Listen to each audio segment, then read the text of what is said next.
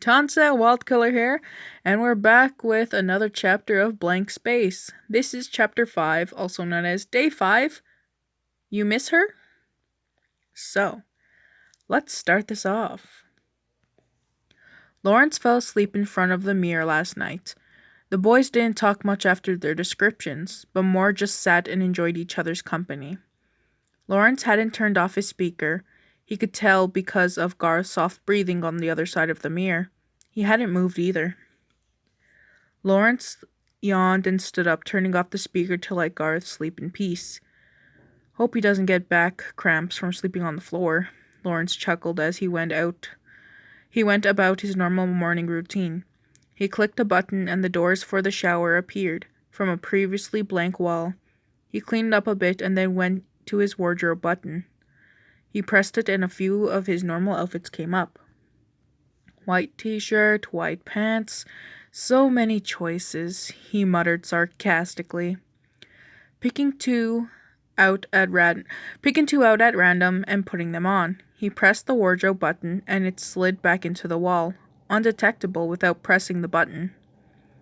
Of course, Lawrence knew that the button wouldn't work until night when he had to put on some pajamas. He laughed out loud at the thought of Garth pressing the button frantically to see if it would open again. He looked down at his fingers. They were sore and stung a bit when he touched them. He had been playing guitar a lot, causing his left finger pads to feel numb. Although his fingers hurt, he continued to practice for a bit. After an hour or two, he set down the guitar and flicked up the switch. "Morning, Garth," he said cheerfully. "Hey, Lawrence," Garth said, his voice sounding tired, but happy to hear his companion. "What's up with you this morning?" "Nothing much, just practicing my guitar a little. You?" Lawrence brushed his hand over the smooth, dark wood of his guitar. He truly loved it. "I'm doing some painting," Garth replied. A few splotchy sounds followed, as if he was brushing something against the wall.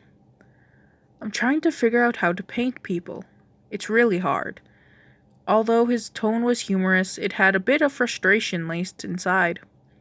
Lawrence chuckled. "Am I your muse? Who are you painting?" Lawrence hoped it was him. He really wanted Garth to understand who he was and how he looked, but right now that didn't seem possible. He heard an amused snort from Garth. No, not you. I'm painting my girlfriend." Confidence pouring out of him. "I mean, it's not her greatest picture, but she still looks beautiful." Admiration filled Gareth's voice as he took a few steps back, presumably to admire his work. Lawrence felt his heart sink. What was this feeling? Disappointment? No, it couldn't be. He has felt that before. This was different. It set a fire inside him, but one that was quiet. Hiding it was easy, for now. Still, he felt a steady burn inside him, twisting up his insides. It was something he couldn't explain. What was happening? "So, what's her name?" Lawrence asked as casual as possible, keeping his voice calm but still giving that odd feeling inside of him. Garth, with no hesitation, his confidence bubbling to the brim. "Her name is Afmau. She's the most beautiful and kind girl you could ever meet." Lawrence heard Garth's voice soften. "Her eyes are like glowing amber, warm and welcoming, but with a hint of fiery spirit that hides underneath. Her face is lit with a dark tan glow, and raven hair that is silky and soft, so easy to braid with." He paused, seemingly embarrassed. "Not that I would know how to braid." An obvious lie. Lawrence's shoulders slumped. The detail of this girl, he could see her so well. Garth described her as if she was standing there with him, holding hands with her boyfriend. "You must really care about this girl," Lawrence almost whispered, forcing his tone to sound normal. Garth gave a sigh as if daydreaming. "I do.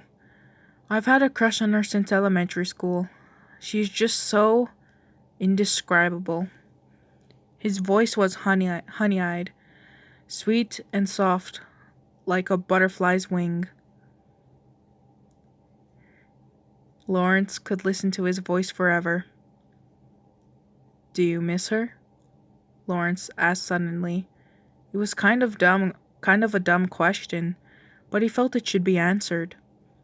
Of course I miss her more than anything. Garth sat down on the ground, relaxing a bit. I wish she was here. Lawrence stood silently, not really knowing how to respond. His gut felt twisted and horrible, as if Garth had done something unforgivable. Although he knew this wasn't true, he flicked off the switch, unable to grasp what just happened. Well, you see that there? Lawrence is feeling heartbroken and oh my god. Yeah, poor boy. Anyway, I forgot to say this in the last one. Like if you liked, comment what you think, and subscribe if you want to, if for updates and stuff, whatever. But anyway, I'll see you guys in the next chapter. Hopefully Lawrence is feeling a little bit better. See ya!